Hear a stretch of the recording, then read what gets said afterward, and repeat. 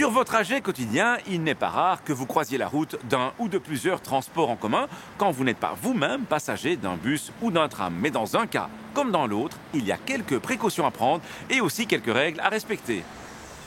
Commençons par les bus. Pour permettre à ceux-ci de se réinsérer plus facilement dans le trafic de nos villes, le code de la route leur donne la priorité pour quitter leur arrêt en agglomération. Donc, quand vous arrivez à hauteur d'un arrêt en agglomération et qu'un conducteur de bus a allumé ses clignotants pour quitter cet arrêt, vous devez lui céder le passage. Hors agglomération, le bus n'a par contre pas la priorité pour quitter son arrêt.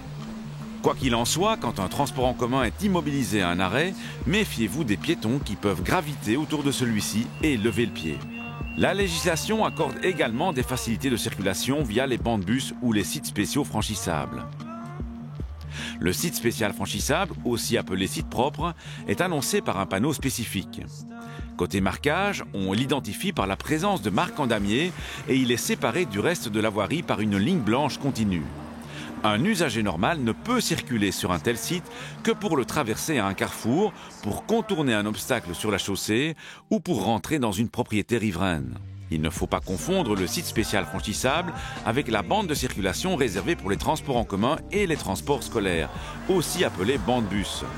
Celle-ci est annoncée par un autre panneau spécifique et est délimitée par de larges traits discontinus avec la mention bus. L'usager normal peut et même doit emprunter une bande bus pour changer de direction au prochain carrefour, mais il ne peut pas l'emprunter pour d'autres raisons. Puisque les possibilités d'utilisation sont différentes, il est important pour les usagers de bien faire la différence entre ces deux types de signalisation. Mais dans un cas comme dans l'autre, l'usager amené à circuler sur un site propre ou une bande bus doit se conformer aux éventuels feux de circulation spéciaux pour bus et trams. Reste alors le cas particulier de la priorité des trams.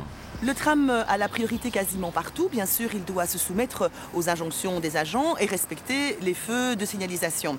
Mais sinon, par exemple, pour une priorité de droite, le tram ne doit pas céder le passage. Même chose, un passage pour piéton qui n'est pas protégé par des feux, le piéton doit céder le passage au tram. Alors, le tram a plus de priorité parce que c'est un véhicule sur rail. Un véhicule sur rail ne peut pas dévier de sa trajectoire pour éviter un obstacle. Un véhicule sur rail a moins d'adhérence également qu'un véhicule sur pneus. Et puis, le tram est un véhicule lourd qui transporte des passagers et un freinage brusque peut blesser les passagers qui se trouvent à l'intérieur du tram et qui ne portent pas de ceinture de sécurité. Et quand on parle de passagers, ceux-ci doivent entrer et sortir des transports en commun, c'est un moment délicat. Oui, c'est un moment où il y a souvent beaucoup de monde. Et il faut faire très attention lorsqu'on embarque, lorsqu'on débarque, lorsqu'on court après son tram, son bus pour essayer de l'attraper. Il y a toujours un véhicule qui peut en cacher un autre et donc il faut rester très vigilant, même chose pour les traversées. Et les piétons en général aussi, c'est dangereux aussi pour eux. Alors les piétons, oui, il faut faire attention aussi de ne pas être distrait, par exemple par des oreillettes, par exemple par son GSM ou par d'autres choses qui pourraient empêcher de voir arriver un tram ou un bus. Bus et tram sont deux très gros véhicules et les passagers qui transportent ne sont que rarement attachés. Voilà pourquoi vous devez faire en sorte de ne pas vous mettre sur leur route quand ils sont prioritaires. C'est à la fois dangereux pour vous, mais aussi pour les passagers qu'ils transportent. À la question de la semaine dernière, il fallait répondre que la signalisation pour accéder à un rond-point peut consister en un stop ou un céder le passage. A gagné cette semaine une caméra sport Lenko. La question, quand un passage pour piétons sans feu coupe une voie de tram, le tram doit céder le passage aux piétons qui veulent s'engager, le tram doit céder le passage aux piétons qui se sont engagés ou le piéton doit céder le passage au tram.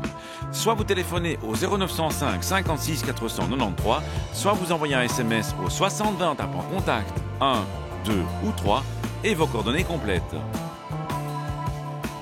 À la semaine prochaine et d'ici là, bonne route!